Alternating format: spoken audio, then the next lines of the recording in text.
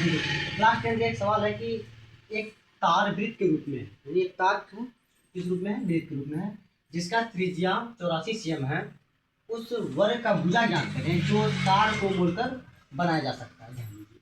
अच्छा बताइए कि कोई भी फिगर हो, वृत्त हो, आयत हो, त्रिभुज हो, कोई भी फिगर हो, उसका परिमाप कब आती है, परिमिति कब आती है। परिमिति क्या होता है? जैसे मान लीजिए एक वृत्त है, एक सर्कल है, सर्कल का जो पूरा जो लंबाई है, चारों तरफ जो लंबाई है, इसका क्या होता है, परिमाप होता है।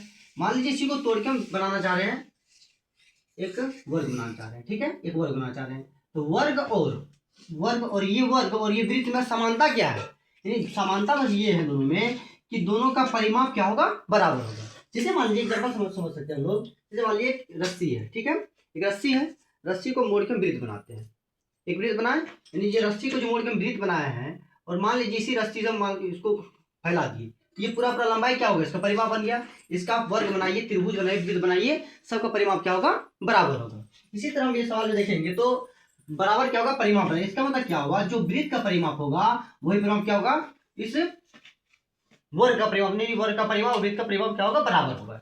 इस सवाल को बनाना कैसे है, एक वृत्त का परिमाप जिसका त्रिज्या दिया हुआ है, तो वृत्त का अगर त्रिज्या दिया हुआ है तो एक वृत्त बनाते हैं हम, ठीक, एक वृत्त हो गया, एक त्रिज्या यानी त्रिज्या सेंटर हो गया, सेंटर से परिधि के बीच की दूरी को त्रिज्या कहते हैं, हाँ या ना, त्रिज्या कहते हैं, यानी क्या यहाँ से त्रिज्या हो गया आपका 84 cm।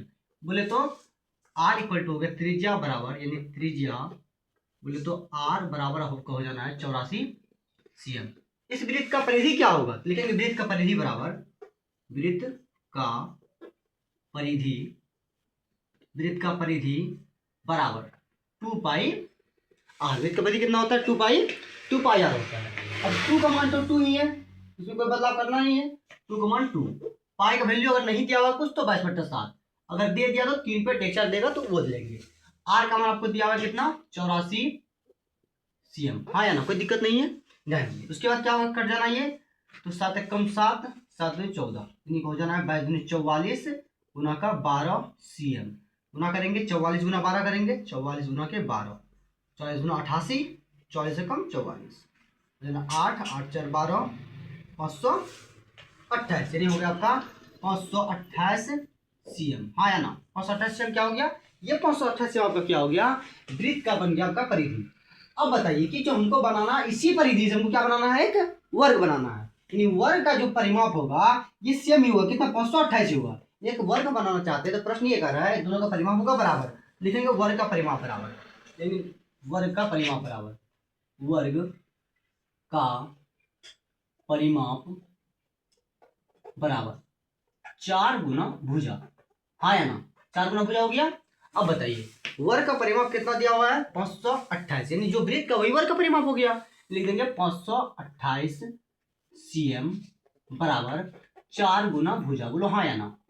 अब बताइए समीकरण नियम क्या कहता है, अगर कोई भी इधर गुना में उधर क्या होगा, भागा होगा, जिसको भागा में भेजना है तो गुना का भागा हो जाएगा, यानी आपका हो जाना है 528 cm बट्टे के 4 बराबर भुजा, हाँ या ना, भुजा हो गया।